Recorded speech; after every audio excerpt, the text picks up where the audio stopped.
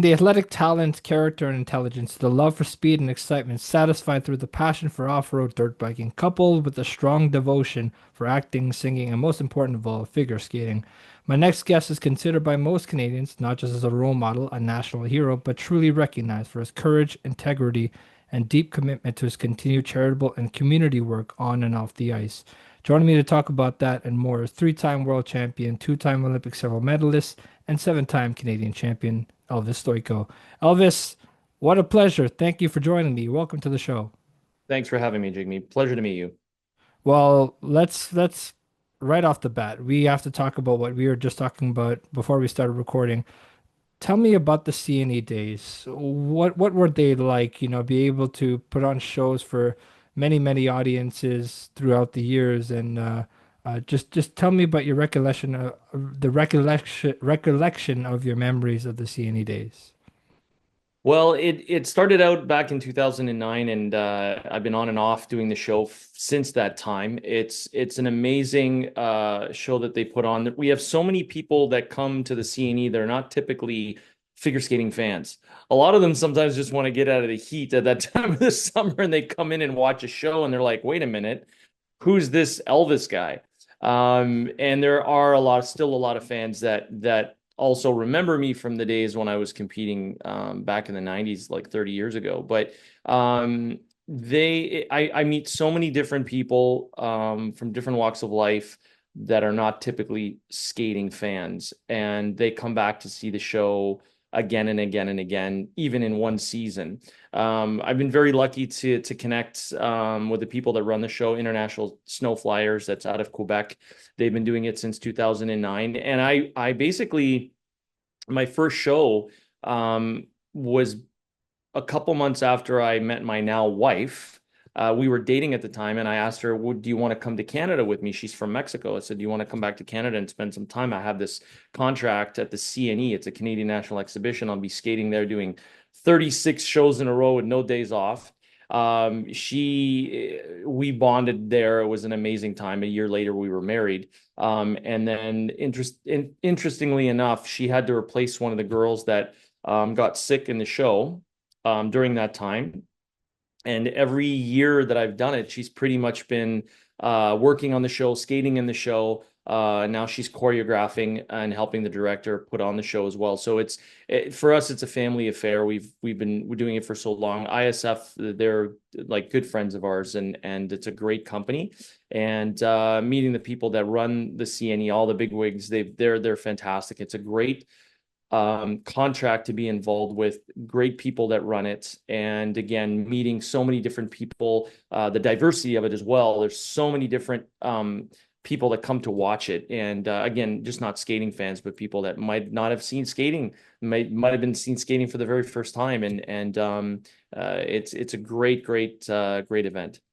For sure. And we have to talk about, aside from the CNE and skating and stuff, but I want to know, like when you guys don't have a show at the CNE going on, what does Elvis Stoico do on the grounds of CNE when you're not performing in front of crowds? Honestly, in between the shows, I'm typically sleeping. I actually take a nap in between the shows. I got smart a few years ago when I got myself a nice like camping cot, and I bring it in and they set me up a room, and then I just sleep because doing there's 18 days no break, but we're also skating for at least 10 days before for prepping for the show, putting the show together. And my wife works on, if we're doing the show next year, she's already starting stuff in like February, March. So it's months and months in advance to prep this thing. Once I get going and I've got all the choreography set up and everything, it's basically almost 30 days to 30 days of no break. So I'm always just trying to be good with energy conservation. And I've been doing that like the whole time. For me, it's all about getting a good nap. So I nap in between the shows.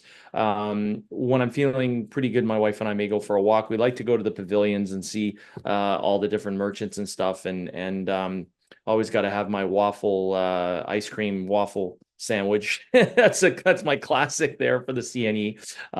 That's my I guess my guilty pleasure. But Overall, it's just really resting, making sure that I get good rest, that I recoup. About 10 or 12 days in, it gets really tough, even for the kids that are much younger than me. And I'm saying kids, they're like in their mid to late 20s, early 30s. They're feeling it, and they're like, "How are you doing this? You're in your 50s." And I said, "Well, it's just a matter of knowing energy output, knowing when to rest, and being smart about it, especially at night, getting the rest I can. I stayed downtown Toronto, even though we live about an hour outside. Staying at the hotel is great, and just getting rest every night, and then just rinse and repeat. It's like Groundhog Day for us every day for the 18 days. Absolutely. Well, I mean, talk to me about sort of the beginning of your career, if you don't mind me, because you've had such an illustrious career, but all that really started um in your hometown of Newmarket, Ontario, and I bet those roots run deep for you when you remember those days.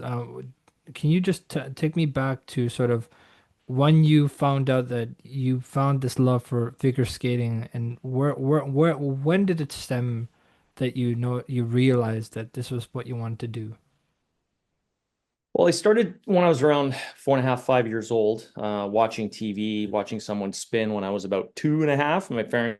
Parents, my mom finally took me. She didn't know where to go, so we had to ask our neighbor. We lived in Queensville in a farming town community, and we had 50 acres. And my dad was a landscaper, and they loved skating. I loved skating, but they didn't know where to take me. So we finally found a club, and they took me to Newmarket. And I just, like any kid, started, out there in my snowsuit and helmet, sliding around and falling and getting up and trying to do the things I saw on television. And then eventually I started taking group classes, and then eventually um, private lessons. By the time I was around 8 or 9 years old, the coach I was working with, Ann Broughton, she had mentioned to my parents that um, I had ability and talent, and I needed to go to a club that had better skaters. I had to skate up. I had to be around like a larger club.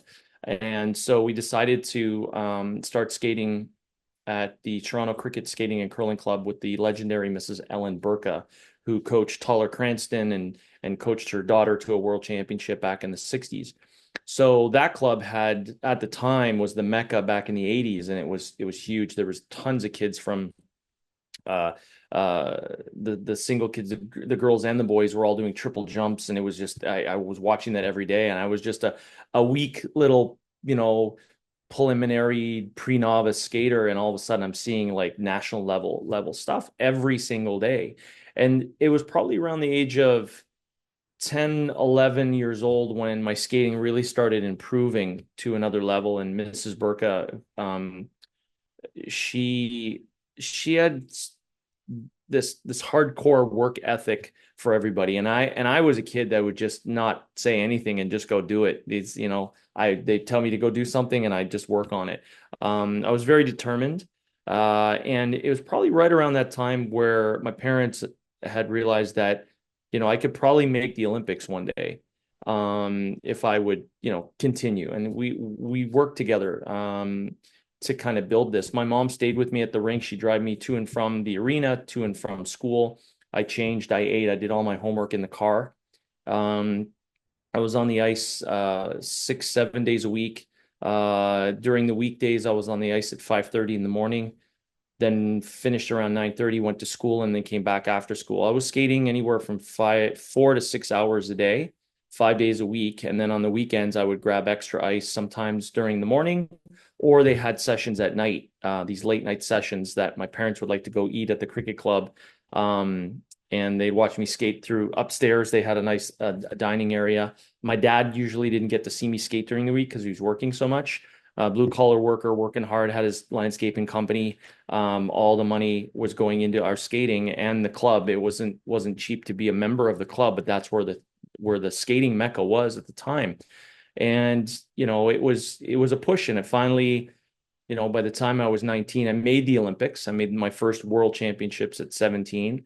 So within 7 years of being there at the cricket club, I ended up moving to a different club at the age of 14, but it was that 7 year time where my life changed drastically. I went from being like a weak skater with some ability and talent and determination, just raw, to winning nationals as a junior, and then a couple of years later, making the world team. So that's kind of a Reader's Digest version of the lay of the land and how it all came together. But it was a big commitment with my parents, and they said to me very clearly, they said, if you want to do this, we'll support you, but you got to give 100%. You got to give everything, and we'll do everything for you. My mom drove me everywhere. She didn't let me out of her sight. She was there supporting me 100%, and my dad, landscaping and pushing hard to pay the bills, and my greatest sponsor ever, my dad, and it was pretty amazing. For sure. And I want to tie this back to something that I watched last night with the Hockey Hall of Fame induction and Jennifer Botterill, who anyone who has noticed her on Sportsnet panel on hockey broadcasts recently. Yesterday, I watched Jennifer Botterill's speech, and she mentioned how her dad was she was having lunch at the age of 15 with her dad, and she basically told her dad that I want to represent Canada on the biggest stage at the Hockey World Championships. But she thought it was nearly impossible to ever achieve that. And her dad looks at her from across the table and says, if those guys can do it, or those ladies can do it, why not you? And she happened to take that to heart, and she ran with it, and she changed her mind, says, okay, I'm gonna push to get to the biggest stage and win a gold medal and bring hockey glory back to Canada and the Olympics, and assisted on the biggest goal that sent Marie-Philip Poulin on a game winner on in overtime. My goodness, is there anything better than that story? And that ties into this story that I was talking about, how the parents just play a huge factor in a dream coming true when people think it's impossible, especially at a kid when you're so young. You don't think about that. And so just tying that into a whole story, this whole tour that you guys had, and I want to bring you back to this memory of the Thank You Canada tour.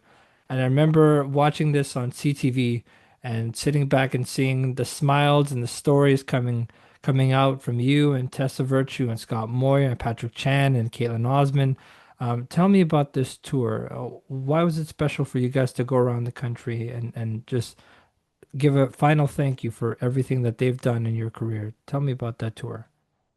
Well, that tour is pretty special. The Thank You Canada tour, I was just grateful to be involved because it was really about the dream team that year. I had been on my own dream team back years ago when Kurt and I were on the podium together, and Lloyd and Isabel had won a world championship as well. That was back in 1993, way back in the day. And we had some really great teams, but this one in 2018 was huge with having such an incredible success at the Olympic Games. Me being the old veteran, and Scott grabbed me after he was planning on doing a tour, and he's like, Elvis, I want you to be a part of this. I want you there. We need you there. I'm like, dude, absolutely. I'm grateful that you even invited me, because I'm not part of this. I'm like 2 generations away almost from you guys, and he said, no, we want you there. So to be able to tour with that group and be a part of that energy was very, very special, and that they included me in that. And I know Scott and Patrick had put on a video talking about me, them growing up watching me skate, and when they were really little. And that reminds me when I watching Kurt and watching Brian Orser and all the other guys from the 80s. And for me, it was the same thing. And it kind of dawned on me, it's the passing of the torch. And it was really awesome to be a part of that. And share that knowledge as well with them, because I've spoken with many of them over the years when they were younger, growing up, and trying to help them through a lot of different things. Spoke with Patrick and Scott, Tessa, Eric, Caitlin. Like we've had like little conversations here and there, and always trying to to give as much as I can on the experiences I've had before so that they can reach their dreams as well. But like I said, to be a part of that, it was very, very special to be included in that group with that dream team and watch them, compete at the Olympics and then be a part of their skating and what we were doing. And Canada was it was an amazing, amazing tour that we did, and just very, very blessed that I was part of it. And it's something you might not get to see maybe once in a lifetime, to have that type of team that came together, because there's a rebuilding stage, a country goes through that rebuilding and sometimes everything doesn't line up, but it lined up beautifully that year. And yeah, it was a tour I'll never forget for sure. Absolutely. Well, I just want to read something here. It says Elvis redefined male figure skating, breaking stereotypes and introducing innovative training methods. His 1994 Dragon program, a collaboration with Kung Fu instructor Glenn Doyle and choreographer Ushi Kessler, seamlessly blended martial arts with skating, revolutionizing the sport. This unique approach expanded the sport's appeal, attracting a diverse audience and inspiring male skaters globally. Um, I guess when you talk about figure skating, and figure skating is one thing, but the choreography and the storytelling behind every move that you guys put on show to show and um, place to place wherever you travel to, how do those stories kind of come alive in terms of how you guys move on the ice and the choreography behind it? How does that all tie in together?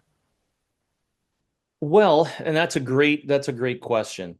Um, as you as you become the lack of a better term, because you're going through a mastery of skill and a mastery of really understanding yourself as an artist. And even at any athletics, really, it becomes an art form at that level. It goes beyond just playing the game. It becomes an art form, and that's why people go to watch it and they're so amazed. And the best of the best make it look easy. It looks like you could just go out there and do it.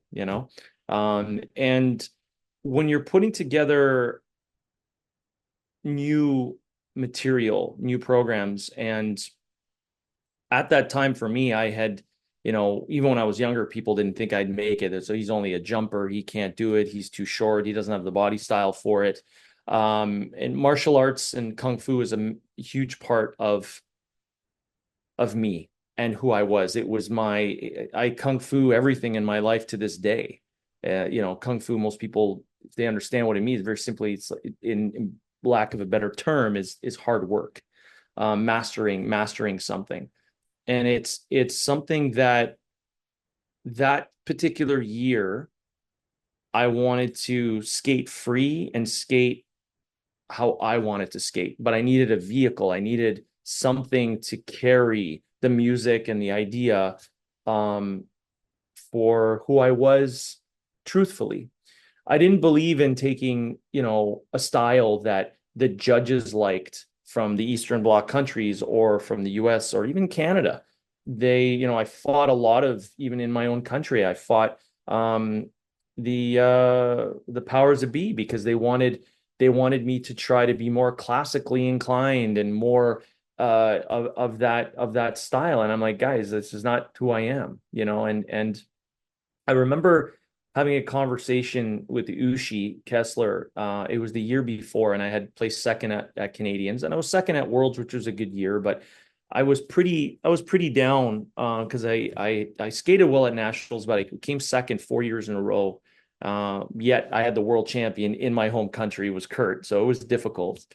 And she asked me a very interesting question that I still use today.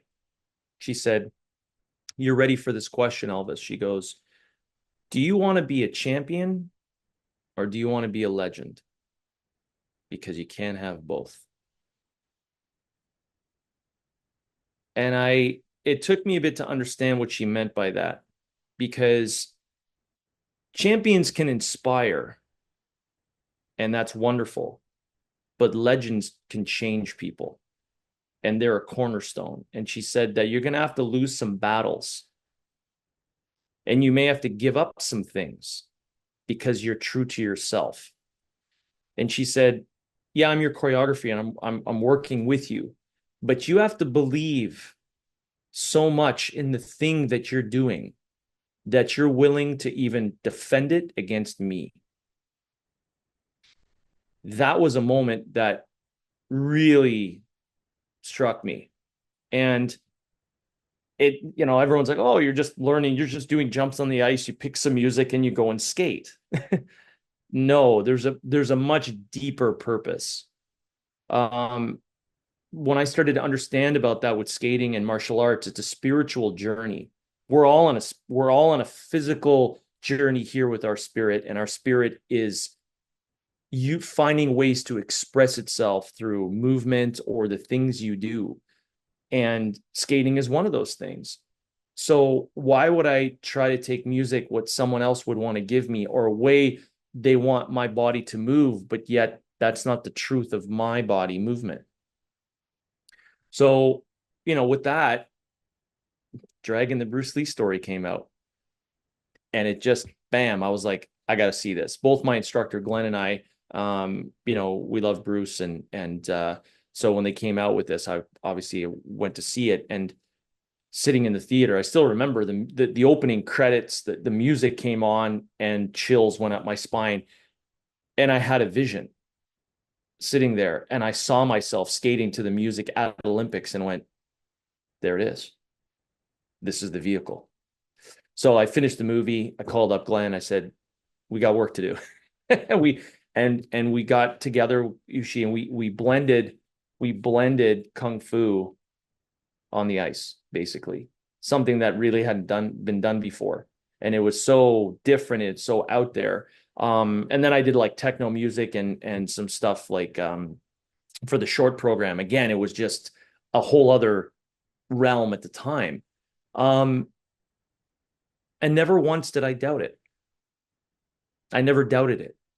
And that's what people ask me, what are you most proud of in your winning? And I'm like, no, it's not about the winning or any of that. It was the fact that I didn't cave in to what my truth was in the way I wanted to skate. And that's true belief in yourself. And of course, that season I won nationals. I came second at Olympics. I won the world championship. My whole life changed. So yeah, I did become a champion, but I chose something bigger, something that it was like me being the vehicle through the energy that was coming through me. And then I enjoyed the ride. And I still remember as we built the program and we were fine tuning it and making it better. And it just was an amazing experience. And to this day, people remember me because of that performance. And it was a big part of my life, a changing point in my life when I truly accepted myself and didn't, in lack of a better term, apologize for it, because I didn't have to. It was me. And I went my own direction, and that's what took off. My career really jumped at that point, and won 3 world titles, and it was a big change for me, and it was a very poignant moment. Absolutely. And it's interesting to hear that kind of perspective from you because, that question is so interesting. You never would think that a simple question like, do you want to be a champion or do you want to be a legend? Um, that question, I feel like after all the experiences that you've had in your career, do you feel like you're still kind of like replaying that question over and over again in your head every single day, even if you're off the ice or on the ice or on a kart racing kind of street or whatever? Do you feel like, that question still goes through your mind saying, do you want to be a champion or do you want to be a legend? Does it still stick in your head today? Um, yes and no. And the reason is it's no longer the simplicity, it's no longer the question itself. It's it's a way of being. So really it's, yes, there's the legend part, but it's not about the legend. It's actually truth. It's living. Do you want to be a champion? And you can kind of not be yourself. You can do what they want you to do, and you can go out there and everyone will love you and you can win? Or do you want to skate free? Do you want to skate your truth, express truthfully, and you might win, but it'll change how people will feel. It'll really connect with people. So I use that is basically live my life truthfully, listen to my instinct, listen to my gut when it tells me what do I want to do in my life. Racing cars, a lot of people are like, oh, you had a midlife crisis and you just woke up one day and said, no, I've been involved in motorsports since I was 7 years old. It's been with me. I have a natural feel. I have a gift for it. So I've always wanted to race cars one day because it's in some ways, yeah, it's different than skating. In a lot of ways, it's identical. There's very, very similar things that go, but it's a self-expression. It's a when I drive a car and I'm and I'm driving it to its limit, and and I can feel the car and the thing dance underneath me, then you're going into another realm of understanding. And that to me is it's a higher place of consciousness. And I love doing that in skating, and I want to get to that even higher in racing. And again, it's a way of expression. Movement for me is expression, and I love speed and I love movement. That's what I loved about skating. That's what I love about racing. Anything with movement with me is a thing, and I had to accept who I was. I wasn't going to have a 9 to 5 job. I have to take the risk in not having that job security. So it's going after what I want in life, to enjoy and express freely and truthfully. So it really is, you go back to ask the question. It's more, I don't ask the question anymore. I just live the answer. That's I made this that's there for a that second, that right? that's I had to pause for a second when you just said that, because that's so interesting. And it's crazy. I still can't like wrap my head around the thought of that question. And then you're saying that, I'm not asking myself the question. Now I'm just living the answer of what it truly was, and it was truth. And just tying that to this question, I just wonder, because I'm reading here, it says here that Elvis assists skaters on technique, mental training, and competition preparation. But this whole thing has just been so interesting to me that I want to continue to talk about this. Sure. Bear with me on this one, because I really want to really get into this deep conversation where I feel like now I have sort of an understanding of where these movements come from and the storytelling on the ice. Um, and it just so happened to make me think that, like this is like Elvis Stojko, and I'm imagining Elvis Stojko being in the driver's seat and saying, I'm in control of this. I'm gonna be who I want to be, no matter where I come from. And even though you want me to do classical stuff or whatever, I'm in the driver's seat. I'm taking control of what my destiny is, and I'm gonna live the answer. And I'm not gonna relive the question of, do you want to be a champion or do you want to be a legend? I'm the living proof. I'm the living answer to that question. Um, and it's so interesting. And I'm gonna ask this to so many athletes on this podcast when they come on, because I feel that's such a great like sticking point to a conversation. Um, I mean, just talking about, conversations, I bet you still have very close ties with, people like Tessa Virtue and Scott Moore and Caitlin Osmond, like just seeing their growth and seeing how you've impacted Canadian athletes or figure skaters in general that are up and coming. How do you feel about sort of this next wave of figure skaters coming through Canada's ranks? Do you feel good about it? Well, honestly, in the last little bit, I haven't watched much skating, but I know that we're on a bit of a lull. I mean, it's gonna each country goes through that rebuilding stage, and we're at that point now. I'm glad Keegan's back for another season. He's coming back to skate, which is great. But it does take time to rebuild. And with going after your own going after your own truth is the most important thing. Because we, even now, it's so much different now than it was in the 90s and 80s. But we're always being in some form or fashion controlled.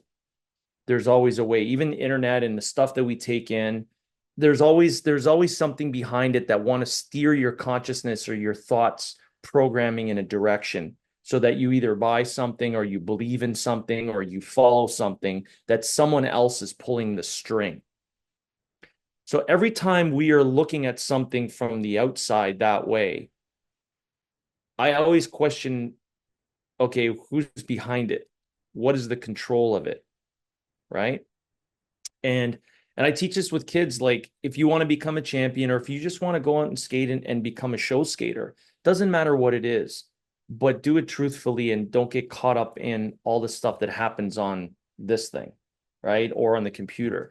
And the computer is a great thing. There's a lot of great things about the internet, but there's a lot of things that you can fall into. And I think that the biggest message is basically not getting caught up in the controlling aspect of what it actually can be. Like, yes, there's great things with AI, but it also can control you in a lot of ways, becoming, even becoming a champion. You'll ask the question, champion or a legend. Well, there's no difference. There's a big difference between the two. I just shared it with you.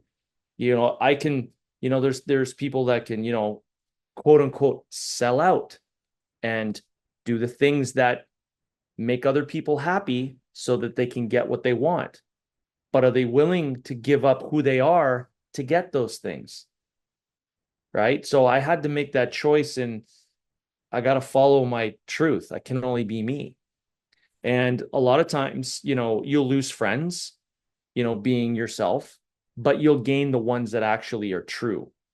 And even people that are, and you may one day just give up the job and realize, you know what, this is not what I want to do, because you got to trust your gut and go after that truth.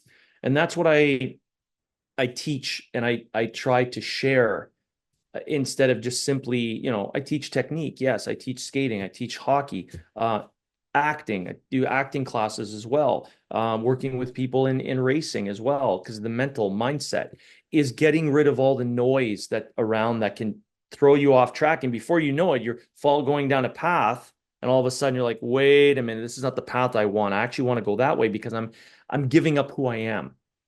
You want to live your truth, and everybody has their own path. Everyone is their own individual. And that's basically what I share. I mean, with Tess and Scott, they're living their life, they're doing their thing, and it's awesome. Scott's doing his thing, Tessa's doing her thing. Caitlin Osmond's doing her thing. I'll be skating with Caitlin soon on tour. But they had followed their path. I mean, with Tessa and Scott, they reinvented themselves for that second Olympic gold. They reinvented everything, and I thought it was awesome what they did, because they changed what they thought they could be, but it came from within. They found another level of themselves within themselves.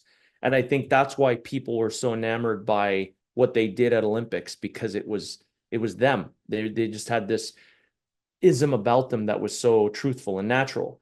And happened to be, for me, my next stage is not with skating, it's actually with racing, and I love acting too. So there's those two things that I love to express through both of those mediums, and to find what fills my soul. If it doesn't fill your soul, don't do it. It's that simple. But the way that answer is, it's simple, but to act upon that is very difficult. Absolutely. Well, I guess that's where we'll leave this conversation off at. But well, that concludes our time together. Thanks to my guest, Elvis Stojko. To find out more about Elvis, visit elvisstojko.info. And remember, you can find my show wherever you get your podcasts, and you can also follow me on all social media platforms. Thanks, and we'll see you next time.